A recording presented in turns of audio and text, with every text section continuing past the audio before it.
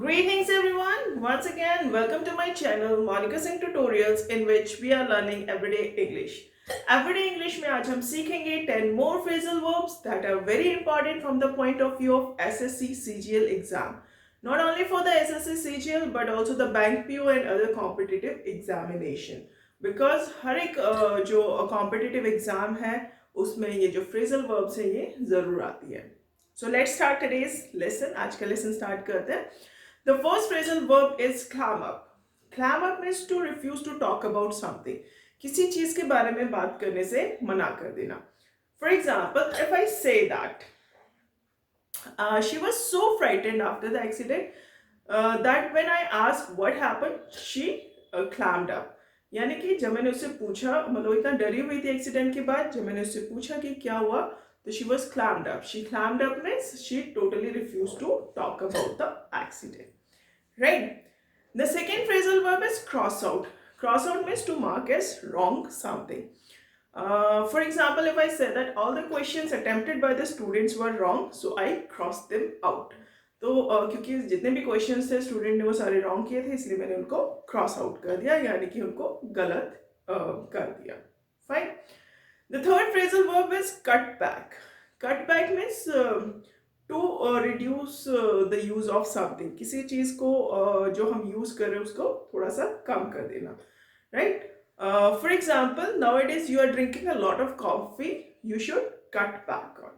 मतलब आजकल तुम बहुत ज्यादा कॉफी पी रहे हो, तुम्हें उसको कट बैक करना चाहिए, उसको जो क्वांटिटी में कंज्यूम कर रहे हो उसको कम करना चाहिए. Right.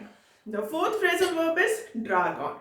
Drag on means to prolong something. किसी चीज को थोड़ा सा लंबा कर देना. For example, I thought that I would finish this project within 1 hour, but it drag on for 3 hours. मुझे लगा था कि मैं इस प्रोजेक्ट को 1 घंटे में कर लूंगी, लेकिन उसको कितना टाइम लग गया? 3 घंटे लग गए. So drag on means to prolong something. The fifth phrasal verb is eat out. Eat out means to go out to eat something. बाहर जाना कुछ खाने के लिए.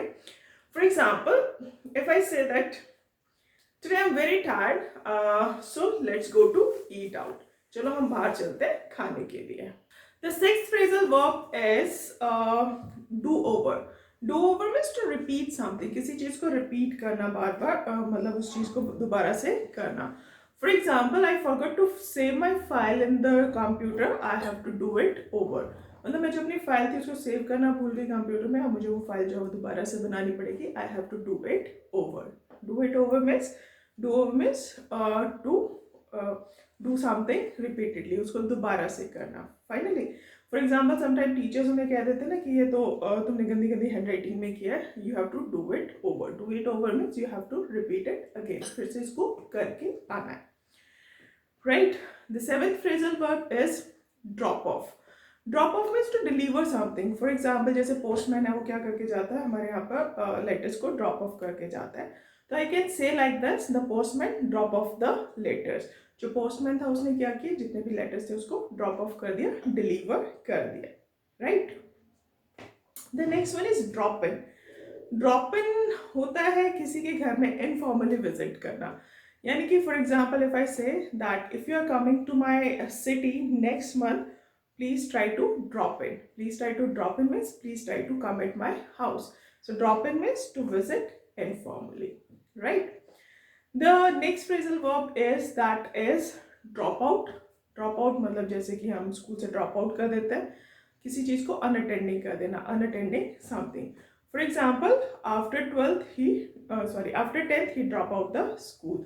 यानी कि 10th के बाद जो उसने स्कूल था उसको ड्रॉप आउट कर दिया. He drop out in his final year. यानी कि जब फाइनल ईयर था तो फाइनल ईयर में उसने क्या किया, ड्रॉप आउट कर दिया, यानी कि जो कॉलेज था उसको छोड़ दिया. तो ड्रॉप आउट करना किसी चीज को अनअटेंडिंग कर देना. Right. The last phrasal verb is that is dropped. Dropped means to prolong something. किसी चीज को बहुत ज्यादा लंबा खींच देना. For example, the speaker hardly have anything important to speak, but he drew out the speech for 1 hour. यानी कि उसके पास मुश्किल से कुछ important था कहने के लिए, लेकिन फिर भी उसने जो स्पीच थी उसको कितनी देर के लिए ड्रॉ आउट कर दिया, for 1 hour. So draw out means to prolong something, किसी चीज को लंबा खींच देना. So these were the 10 phrasal verbs for today. I hope you liked it. आपको पसंद आई होगी. नेक्स्ट वीडियो में फिर से हम लोग 10 मोर फ्रेजल वर्ब के साथ मिलेंगे. Till then just wait for my next video. Please like, share and subscribe. Thank you and have a nice day.